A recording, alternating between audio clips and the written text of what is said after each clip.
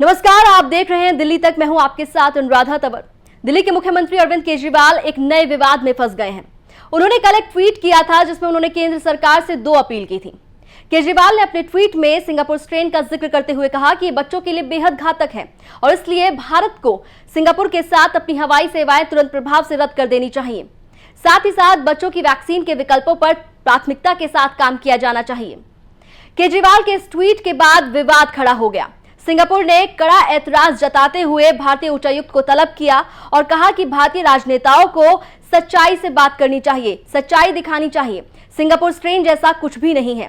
इसके बाद विदेश मंत्री एस जयशंकर की तरफ से भी केजरीवाल के ट्वीट को लेकर नाराजगी जाहिर की गई। उन्होंने केजरीवाल के ट्वीट को गैर जिम्मेदाराना बताया और कहा कि भारत और सिंगापुर दोनों कोरोना के खिलाफ लड़ाई लड़ रहे हैं।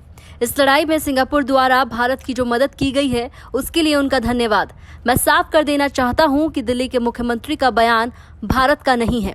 साथ ही उन्होंने ये भी कहा कि केजरीवाल का बयान गैर जिम्मेदाराना है।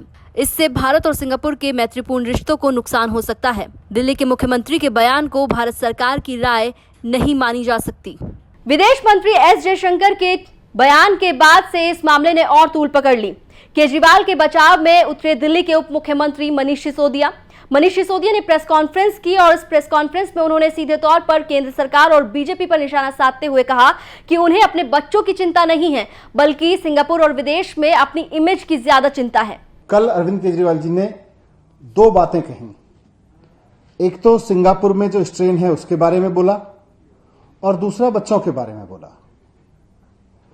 आज भारतीय जनता पार्टी की और केंद्र सरकार की जो प्रतिक्रियाएं सामने आई हैं उससे साफ हो गया है कि केजरीवाल जी को तो बच्चों की चिंता है और भारतीय जनता पार्टी और केंद्र सरकार को सिंगापुर की चिंता है।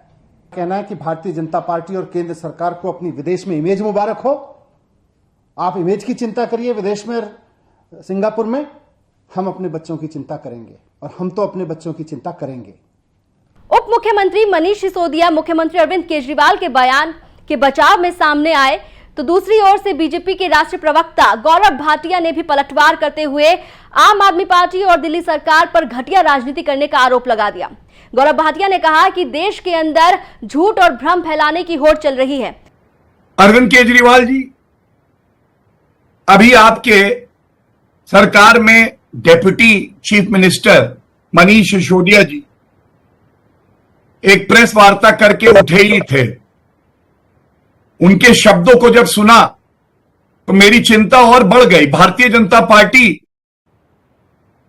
ये प्रेस कॉन्फ्रेंस इसीलिए कर रही है हर मुद्दे को राजनीतिक बना देना। मनीष सिसोदिया जी ने कहा घटिया राजनीति हम लोग कर रहे हैं। आम आदमी पार्टी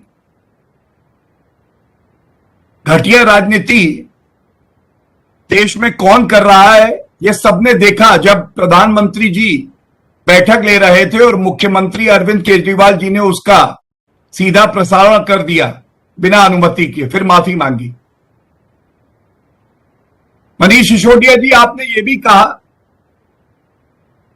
कि आपको बच्चों की चिंता है। मैं एक बात आपसे जरूर कहूंगा मनीष जी, इमेज आपको मुबारक हो।